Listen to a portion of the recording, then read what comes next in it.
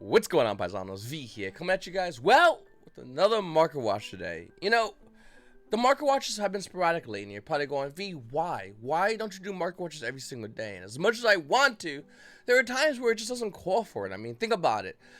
We're near YuGiOh Nationals, where the market should be ideally insane, except are we going to be getting a ban list? Well, we really don't know. I mean, if you said, V, we're not getting a ban list after Nationals, I'd probably agree with you. And then again, if you said, V, we'll be getting a ban list before Nationals, I'd probably agree with you. I'm leaning a little bit more towards before Nationals, probably a little after the release of Cyberstorm Access. But once again, we don't really know.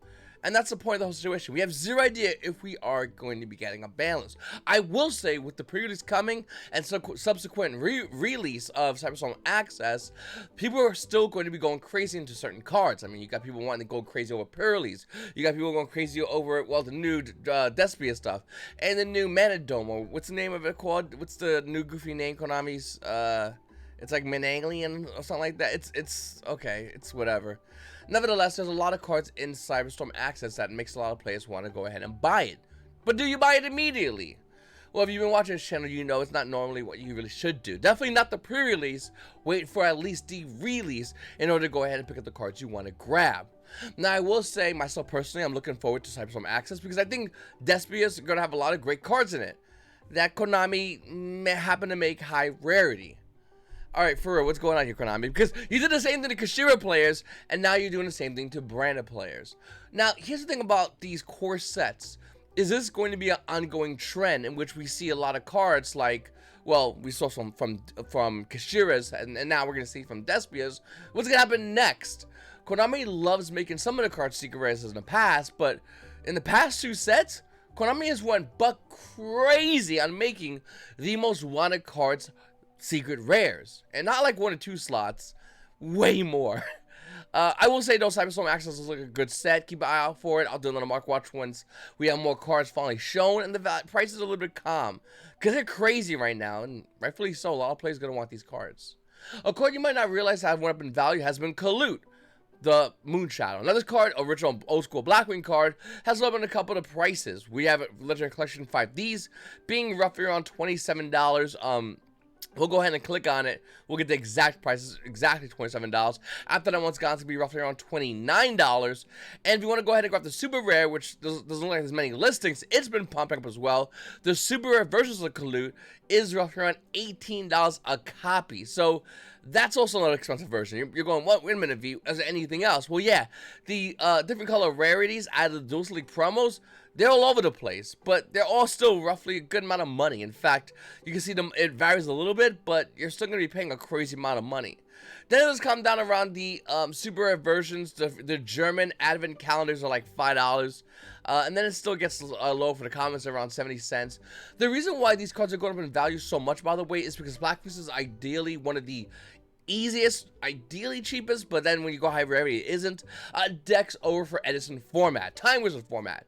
And over the past weekend, I went to a YuGiOh Regionals in Lexington, Kentucky, and one of the side events was a Time Wizard format side event.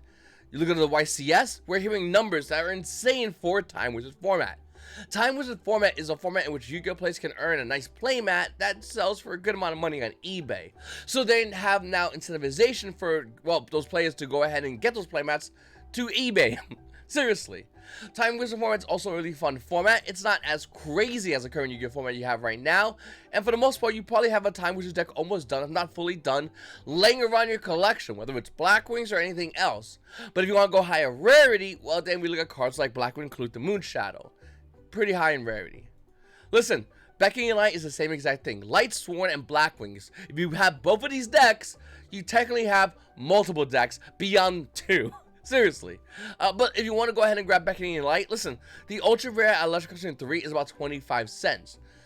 But the Turtle Pack 2, by the way, a super rare is going to run you a good amount of cash. That'll be, well, from an unverifiable seller, $60. From a verifiable seller, they only have 2 in German, it's about $80. After that, you got Damage, and that's basically it. So, Beckoning Light's another card for Time Wizard format that you might want to consider picking up if you don't have it already. Maybe go to your OTS store and see if that one in the showcase.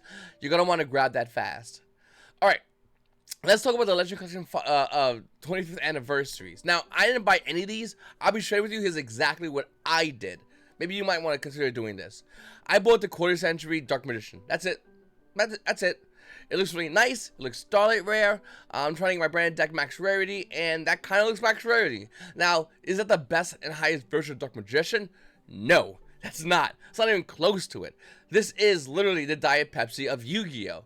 But I will say it does look really nice. The 25th anniversary courses of rares do look really nice. Konami making yet another rarity, but still a rarity that doesn't look too bad.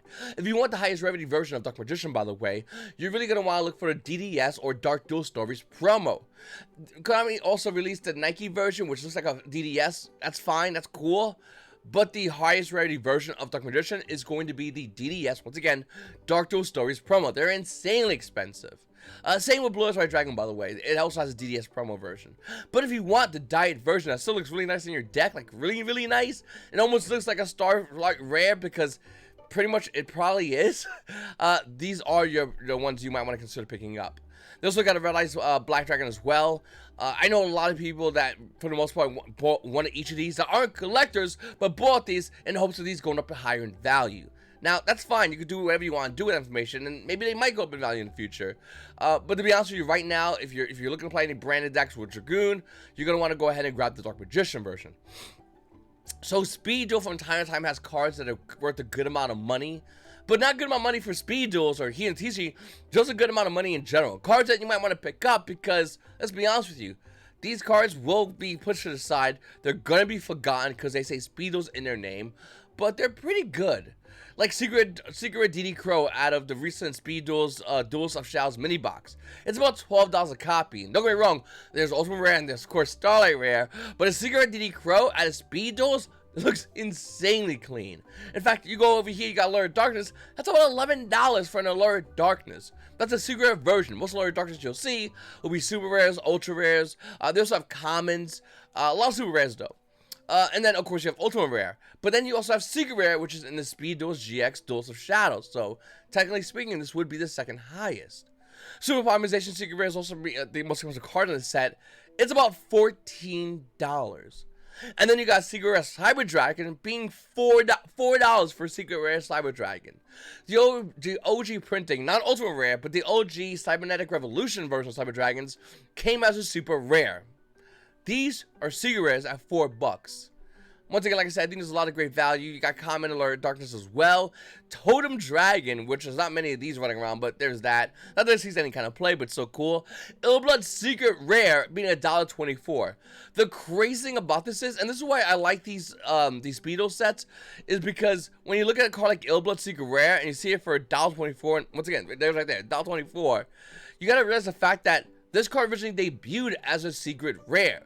Secret version of this card, Tactical Evolution, did go down a bit, good bit, but it's still worth a good amount of money. In fact, we'll go over here just for a secret version of Illblood, Rogo First Edition. That's $147.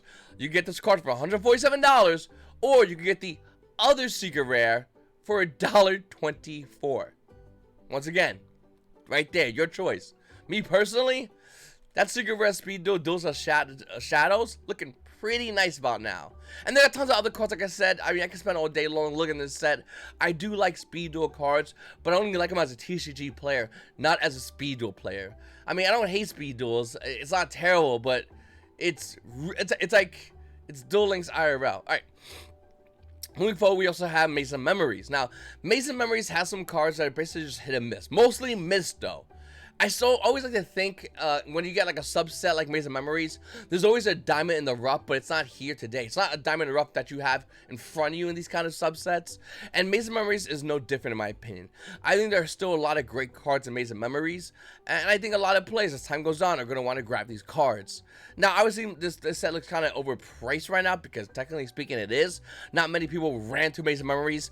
I mean, those who wanted got the one-up Baron de Fleur, one of actual Synchro Star Stars Dragon. If you want your CR Guardian Chimera, I don't blame you. It's the highest valued version of Guardian Chimera for my branded players. That's $65, by the way. You only need one ofs. And that's pretty much it. And if you want an ultra rare versions, it's even easier. You can probably buy it from a vendor for an ultra rare Baron de Fleur at 50 than the actual Maze of Memories booster box, which is $64. Just giving you a little heads up about how crazy low the ceiling is for like people are wanting this set. Cards like Teardrop the Rika Queen is only $1.90, which isn't bad. It is the lowest rarity version, but $1.90 isn't a bad card. They have a lot of other cool cards. Duel Academy is a card I just want for my personal collection. Let me know if you're in the same kind of boat where you look at a card like that and you go, yeah, I want that. Just to have it. Other cards like Firewall, Dragon, Dark Fluid, Neo Tempest, Terahertz, 72 cents for an ultra rare. So once again, a card you want to keep an eye out on. Wind Up Kitten if you're into that kind of thing. Listen, there's a lot of cool cards in here. I don't really know what is going to be the breakout card of this set, but I do think maybe Kalut. Who knows? There's another Kalut right there. But I do think there is some good value in this set that just isn't being shown right now because the way the market is. Then we look over at Photon Hypernova, and man, this set is absolutely crazy. Once again, let's look over at what happened with T-Elements, because this is kind of happening with Branded. For your Starlight Rares, you have a Rise Heart. So right at the gate, you got Starlight Rare version right there. By the way, Destiny Place, we're not saved. We got the Mirror Jade and Grand Granule, so they hit us in this set as well. But then looking over for Secret Rares, Pressure Planet Race Off, debuted at $100, is now $25. Kashira Theosis, debuted at $100, is now $13. We're not even done yet. Hold on. Kashira Rise Heart, debuted at $35, now barely holding on to $10. 3 Secret Rares for Kashira players. T-Elements, you got Ultra Rares. Kashira, where's the other one? Is it even lower? Wow, these were like $25, $35 each. Kashira Rise Heart, $1. How crazy is that? And yet Konami now, all the Kashira players are just worried because if we get a ban list, you're more likely going to get hit. We don't know how badly, but you're still going to more likely get hit. I would be surprised and shocked and excited and upset, all multiple emotions at Max C came off this balance. I just want to throw it out there. I don't think it's going to happen. Okay, I'll say it right now. Because that'd be absolutely fucking batshit crazy. But then again, it's Konami. Some of the recent things they've been doing have been at that crazy level. So could it be a potential possibility? Yeah, we can't rule it out. Although even I don't think it's going to be happening. I wouldn't be surprised if it happens. I would go, yep, crazy things happening at YuGiOh, the trading card game. Let's just keep it going now and figure this out. Ultimately, I want to say that Photon Hypernova, with all its cash, cheaper, high rarity printings, was ideally a successful set. And more than likely, with the next set, Cyberstorm Access, it's more likely going to be a successful set. So, is Konami going to keep doing this, where they go, hey guys, listen, there's a new deck core coming out, it's called blah blah blah, you really want to play it, and a majority of it's Secret Rares, Ultra Rares, those Ultra Rares got printed, and the Secret Rares, man, if you can find 3 in a box of that core, that's crazy. Maybe, there's always a potential chance for that to happen, so keep an eye out for that. I don't like it, but that's kind of what we're dealing with right here. Alright, then we have Purely. So, one thing about Purely's is obviously the price has been rising crazily. Regular Purely used to be $25. We covered it many times on this channel. It's about $40. The CR is $150. It is insane for Purely's. Inferno Knight Renaud used to be a little bit lower. It still is. I mean, the market price is going to be $68. This is a card that's been, for the most part, stabilized at roughly around $60. So that's pretty cool, but is it good now? It's not good now, but it might be good in the future. Potentially, maybe. Is it worth $180 to buy a playset? Definitely not. The card as a CR, though, looks absolutely amazing.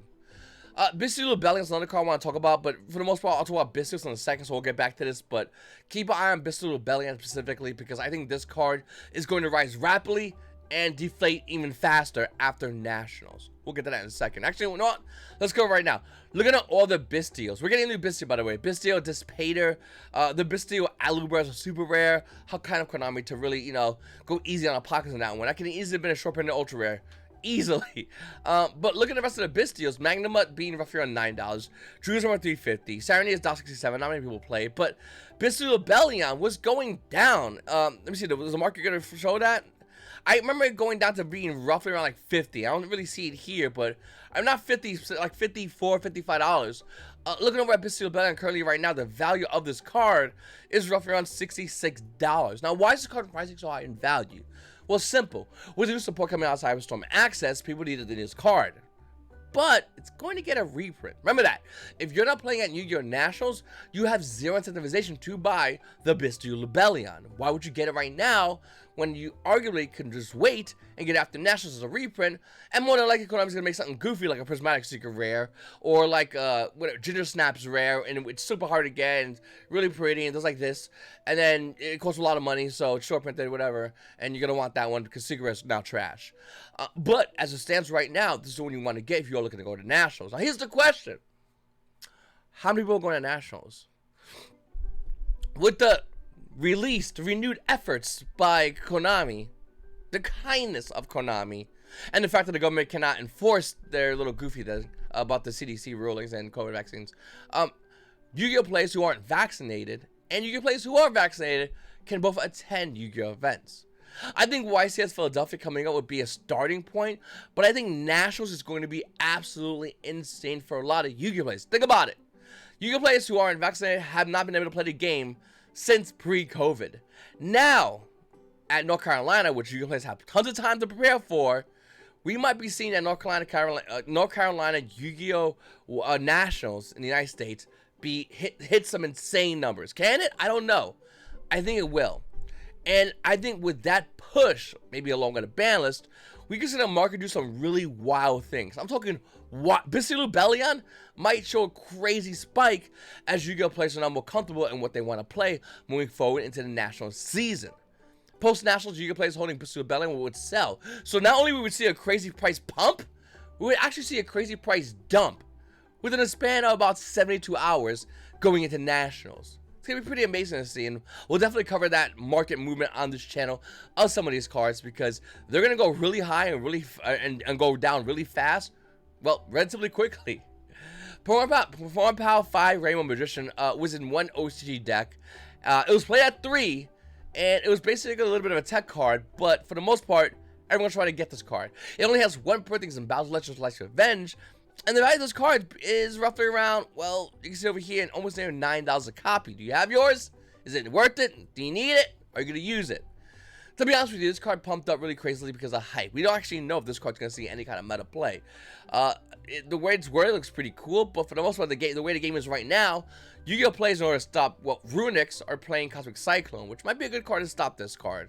Then again, if you set a card, you can do some cool things as well because kind of hurts this card a lot as well. So it's in a really weird position for Perform Power 5 Rainbow Magician. I don't think it's a bad card. I don't know if it's a good card, but it's definitely a card to keep interested in, and definitely you want to make sure to pause this video and read this card because you might see someone playing this in your locals trying to catch you looking. Then we have, well, Rarity Dragoon. So I said cards go up, cards go down. Right now, it's the lull before the storm.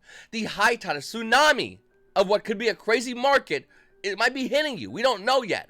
A ban's gonna be coming out by the time this video is here. And right now, what you're watching is the water receding before it goes over everything. Rarity Dragoon, Secret Rare, as well as Mega Tin, both tin versions, were roughly around $27 not too long ago. Now they're barely holding on to $20. Why? Once again, the water is receding before that tsunami comes. Can it come? Well, sure. But if we don't get a ban list, well, let's say we don't get a ban list, what would happen? These cards prices will dump after nationals. Of course they would. But right now, the water is receding. Look at another one. Pot of Prosperity, another great example. This card was well over $50. Maybe the Pot Collection $60 copy, the one listing might have maybe pushed the prices down. But realistically speaking, Pot of Prosperity was over $50 not too long ago. Once again, we covered it on this channel. What's happening here? The water is receding. Look at all Starlight Red, because why not? The price has went from $641 to where it is currently right now. Oh, gee, fats. Look at that. It's kind of funny. Being roughly around $600. Still not a cheap card, but man, this card has lost a crazy amount of value. Like a crazy amount of value.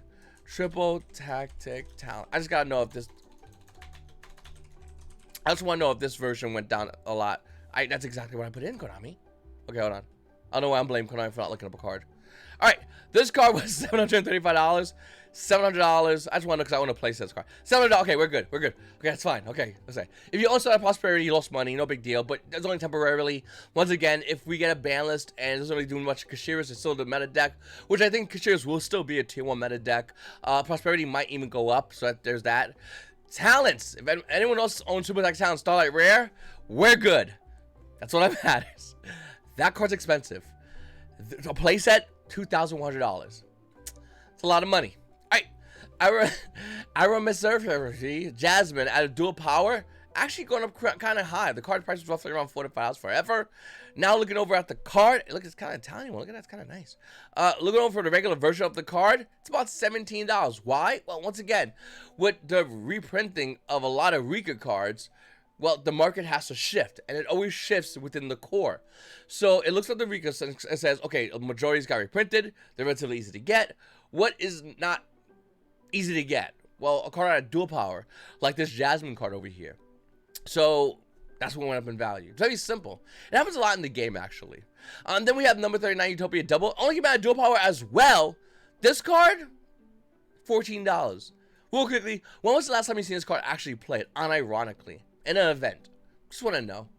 Doesn't matter, actually, because its price went up despite not seeing much play. Why? Because it came out of dual power, in which, even though a lot of people cracked this, nobody really held onto the Utopia Doubles, because nobody's looking at this card going, oh yeah, that's the money card. But look, like I said about this subset card, that wasn't really a card, even though it was a good card to come out in this set, it wasn't really the card that people really said, this is the card I want.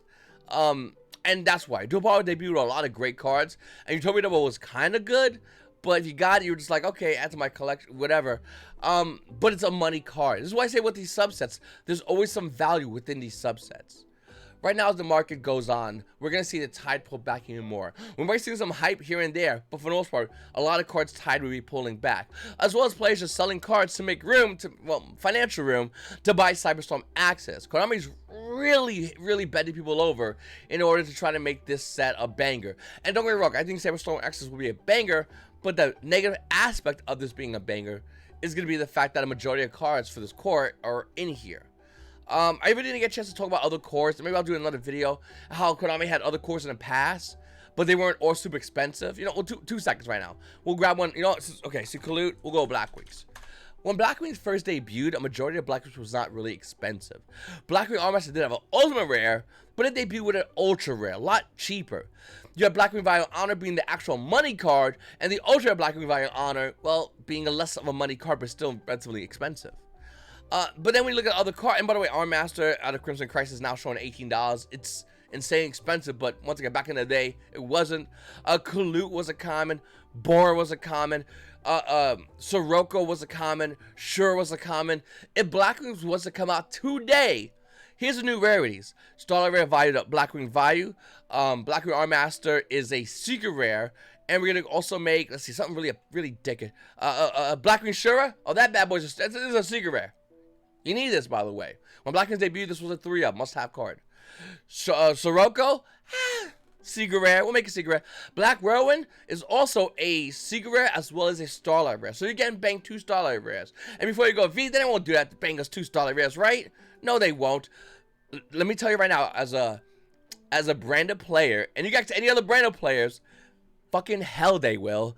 Granganul and Mirror Jade. You don't think they'll do that shit here? Nevertheless, if Blackwings was to re-release today, the values would be so caked, it would be insanely crazy to pay under what you paid when this set first came out, when this first debuted in the TCG back in, I think, Ancient Prophecy, if I'm not mistaken. No, it wasn't Ancient Prophecy.